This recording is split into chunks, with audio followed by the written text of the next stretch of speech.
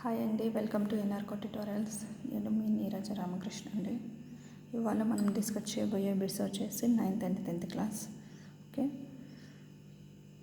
జీర్ణాశయం గురించి తప్పుగా ఉన్న వాక్యాన్ని గుర్తించండి. జీర్ణాశయంలో పెరిస్టాల్టిక్ చలనాలు ఆహారాన్ని ముందుకు నెట్టును. జీర్ణాశయంలో పెరిస్టాల్టిక్ కండరాల కదలికలు అధికంగా ఉండడం వలన ఆహారం నూరబడును. జీర్ణాశయంలో ఆహారాన్ని ఆంత్రమూలంలోనికే కాకుండా మరింత మెత్తగా నూరుటకు వెనుకకు కూడా పంపును. 2, 3 తప్పు. ఏ ఆప్షన్ రైట్ అండి? ఒకసారి చూడండి.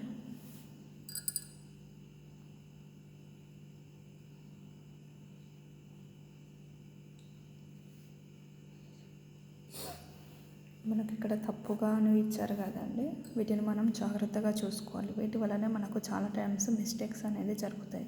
దీంట్లో తప్పున్న ఆప్షన్ ఏదండి అంటే ఆప్షన్ డి, 2 మరియు 3 తప్పు. Okay, the right answer is ఇక్కడ జీర్ణాశయంలో పెరిస్టాల్టిక్ చలనాల్లో ఆహారం ముందుకు నెట్టడం అనేది కరెక్ట్. కానీ మనకి ఇక్కడ తప్పుగా అడిగాడు కాబట్టి 2nd and 3rd ఆప్షన్ అనేది మనకి ఇక్కడ తప్పు అన్నట్టు. Okay,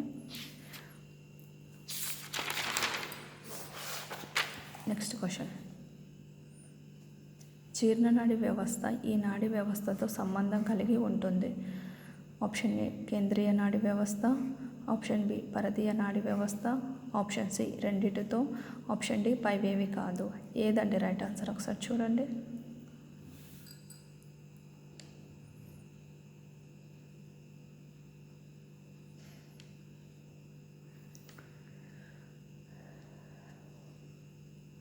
the right answer is option D, పైవేది కాదు.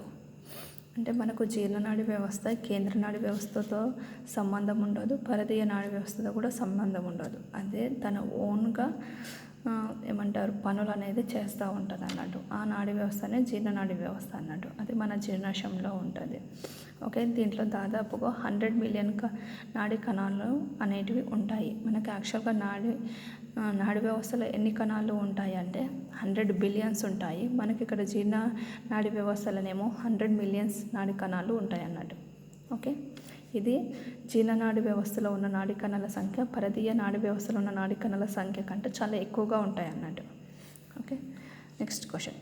డిప్లోబాస్టిక్ జీవి ఆప్షన్ ఏ బద్దెపురుగు, ఆప్షన్ బి ఉకరేరియా, option C jelly fish, option D పైవన్నీ.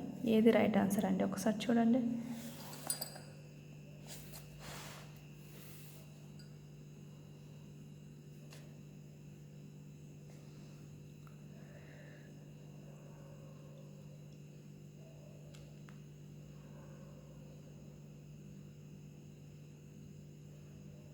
The right answer is jelly fish.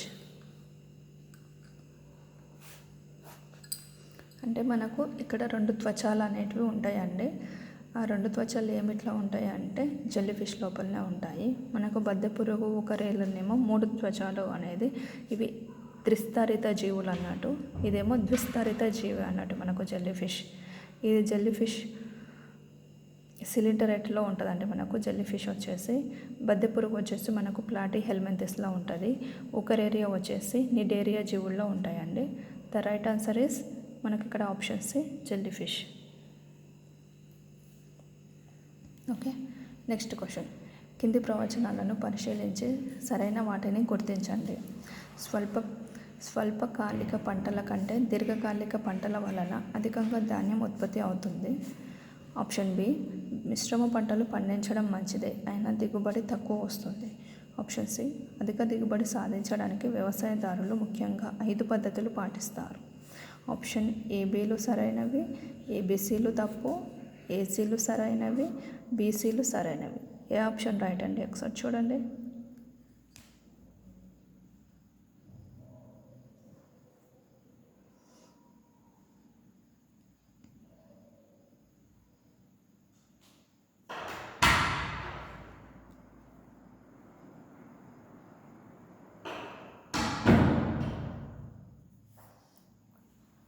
ఏబీసీలు తప్పు. అంటే మనకి యాక్చువల్గా ఏందండి, స్వల్పకాలిక పంటలు కంటే దీర్ఘకాలిక పంటల వలన అధికంగా ధాన్యం, కానీ మనకు స్వల్పకాలిక పంటల నుంచి ఎక్కువ ధాన్య దిగుబడి అనేది వస్తుంది. ఇంకోటి మిశ్రమ పంటల నుంచి కూడా మనకు ఎక్కువ ధాన్య దిగుబడి అనేది వస్తుంది. ఇంకా అధిక దిగుబడి సాధించడానికి మనకు వ్యవసాయదారులు ఎన్ని పద్ధతులను పాటించాలంటే 3 పద్ధతులను పాటిస్తారన్నట్టు. అవి ఏంటివండి? ఏమంటారు, మంచి మేలైన వంగడాలను కానీ మేలైన వంగడాలను తీసుకోవడము, మంచి యాజమాన్య పద్ధతులను వాడడము, మొక్కలను సంరక్షించే పద్ధతులను వాడడం లాంటి 3 పద్ధతులను పాటించి, యాజమాన్య పద్ధతులను పాటించి మనం అధిక దిగుబడి అనేది సాధిస్తామన్నట్టు. Okay, next question. Vermi compost తయారీలో వర్మీ కంపోస్ట్ బెడ్స్ యొక్క కొలత సమానంగా, అంటే మనకు వర్మీ కంపోస్ట్ బెడ్స్ ఏ కొలతలో ఉంటాయండి?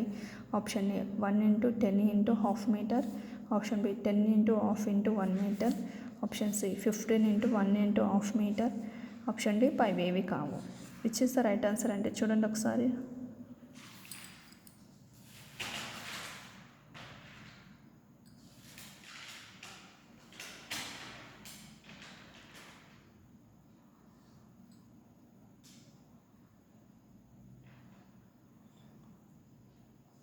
The right answer is option D 5 ఏవి కాదు. అంటే మనకి యాక్చువల్గా వర్మీ కంపోస్ట్ బెడ్ ఎంత ఉంటుందండి? 10x1x½ మీటర్ ఉంటుంది. కానీ ఇక్కడ ఇచ్చిన ఆప్షన్లో ఆ ఆప్షన్ లేదు. సో మనకి ఇక్కడ రైట్ ఆన్సర్ ఏంది? 5 ఏవి కాదు అనేది రైట్ ఆన్సర్. మనము వర్మీ కంపోస్ట్లో ఏం చేస్తామండి? మొక్కల యొక్క ఆకులను మరియు ఎండిన పేడను మరియు ఇంట్లో మన వంట కిచెన్ రూమ్లో ఉండే వేస్ట్ పదార్థాలను ఉపయోగించి మనము వర్మీ కంపోస్ట్ అనేది తయారు చేస్తామండి. ఈ వర్మీ కంపోస్ట్ అనేది మనకు మొక్కలకు చాలా మంచి ఎరువు. దీని ద్వారా మనము పంటలను మంచిగా నాణ్యవంతంగా పండించడం జరుగుతుందండి. ఓకే, ఇక్కడ మనము పచ్చి పేడను మాత్రము యూజ్ చేయము. ఇంకోటి ఎలాంటి ఇనుప పదార్థాలు కానీ, సీస పదార్థాలు కానీ, రబ్బరు పదార్థాలు కానీ లేకుండా మనము వర్మీ కంపోస్ట్ బెడ్స్ అనేది తయారు చేసుకుంటామండి. ఇక్కడ మెయిన్గా వర్మీ కంపోస్ట్లో వానపాములని యూజ్ చేస్తారన్నట్టు. Okay, next question. మెదడులోని ఏ భాగం ద్వారా వాసన సంకేతాలు ప్రసారం చెందవు? ఆప్షన్ ఏ అనుమస్తిష్కం, ఆప్షన్ బి మస్తిష్కం, option C A and B, option D hypothalamus. ఏది రైట్ ఆన్సర్ ఒకసారి చూడండి.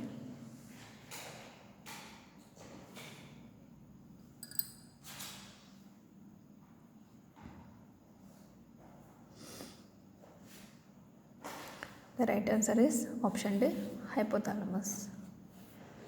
అంటే మనకు యాక్చువల్గా వాసన సంకేతాలు వేటి ద్వారా ప్రసారం అవుతాయి?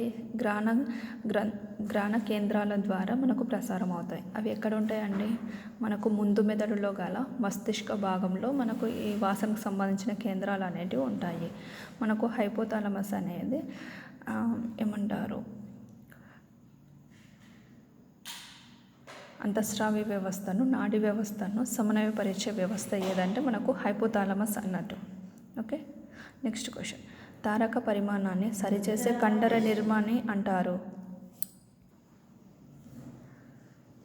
ఆప్షన్ ఏ శలికమయ కండరాలు, ఆప్షన్ బి ఆయత కండరాలు, ఆప్షన్ సి వలయ కండరాలు, ఆప్షన్ డి కంటిపాప. Which is the right answer ఒకసారి చూడండి.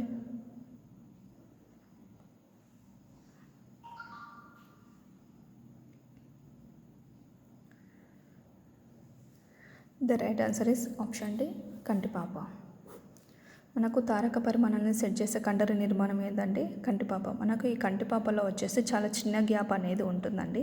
ఇది ఎందుకోసం అంటే మనము చీకట్లో కానీ వెలుతురులో కానీ వెళ్తూ ఉంటాం కదా, మన తార యొక్క పరిమాణాన్ని సెట్ చేస్తుంది అన్నట్టు. ఆ చిన్న గ్యాప్ ఉండడం వల్లనే అది చిన్నగా కావడం కానీ, పెద్దగా కావడం కానీ, వాటి యొక్క సైజును అనేది పెరగడం తగ్గడం జరుగుతుంది. దేని ద్వారా అంటే కంటిపాప సహాయంతోనే ఇది జరుగుతుంది అన్నట్టు. ఓకే, మనకి ఇక్కడనే కదండి తారకలోనే ఏమంటారు, రాడ్స్ కానీ శంకులు కానీ ఉంటాయి. మనకు రాడ్స్ రాత్రిపూట యూజ్ అవుతాయి, శంకులు పగటిపూటలో చూడడానికి యూజ్ అవుతాయి అన్నట్టు. Okay, next question. అధిక రక్తపోటు నివారణకు మొక్కలు ఏ భాగం నుండి ఆల్కలాయిడ్స్ని సంగ్రహిస్తారు? ఆప్షన్ ఏ ఆకులు, ఆప్షన్ బి వేరు, ఆప్షన్ సి ఫలం, ఆప్షన్ డి విత్తనాలు మరియు ఆకులు. Which is the right answer ఒకసారి చూడండి.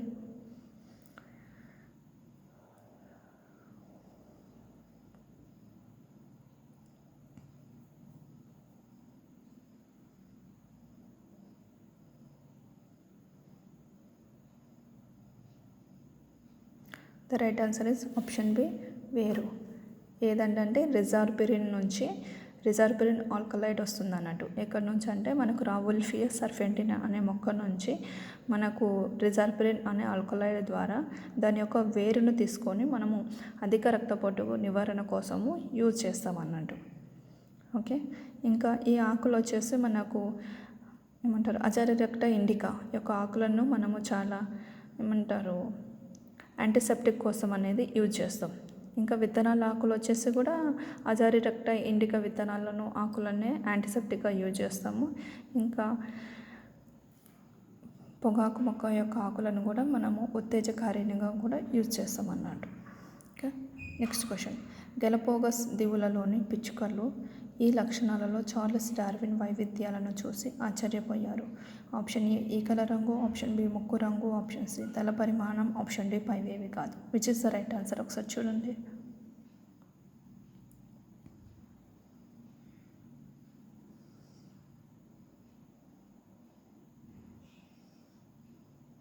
The right answer is option A ఈకల రంగు.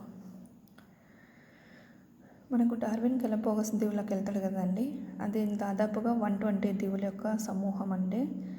ఇక్కడ మనకు పక్షుల యొక్క ఈకల రంగు కానీ ముక్కుల్లో వైవిధ్యాలను చూసి ఈయన చాలా ఆశ్చర్యపోతాడు అన్నట్టు. Okay, next question. సీ ఆర్చిన్లో జల ప్రసరణ వ్యవస్థ యొక్క ఉపయోగం. ఆప్షన్ ఏ రవాణా, ఆప్షన్ బి శరీర కదలికలు, ఆప్షన్ సి చలనం, option D 2 and 3. Which is the right answer? ఒకసారి చూడండి.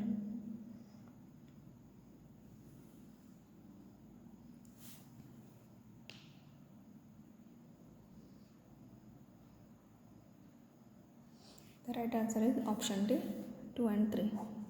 అంటే మనకు సీ ఆర్చిన్లో జల ప్రసరణ వ్యవస్థ యొక్క ఉపయోగం ఏంటండి అంటే చలనం మరియు శరీర కదలికలు. ఈ సీ ఆర్చిన్లు మనకు ఎక్కడ ఉంటాయండి? ఇకైనోడార్మేటా వర్గంలో మనకు సీ ఆర్చిన్లు వస్తాయి అన్నట్టు. అంటే అది పంచభుజాలు ఉంటాయి అన్నట్టు. వీటిల్లో మనకు దీనిలో జల ప్రసరణ వ్యవస్థ అనేది శరీర కదలికల కోసం చలనం కోసం యూజ్ అవుతుంది. ఓకే, ఇక్కడ నేను మీకు పేజ్ నెంబర్స్ కూడా ఇచ్చానండి. మీకు ఏదైనా డౌట్ ఉంటే టెక్స్ట్ బుక్ ఓపెన్ చేసి ఈ పేజ్ నెంబర్లో చెక్ చేస్తే మీకు ఈ క్వశ్చన్లు ఈ ఆన్సర్లు మొత్తం మీకు తెలుస్తాయండి. ఓకే, మీకు ఈ వీడియో నచ్చినట్లయితే లైక్ చేయండి, షేర్ చేయండి, మరియు ఇలాంటి మరిన్ని వీడియోస్ కోసము మా ఛానల్ని సబ్స్క్రైబ్ చేయండి. Okay, thank you.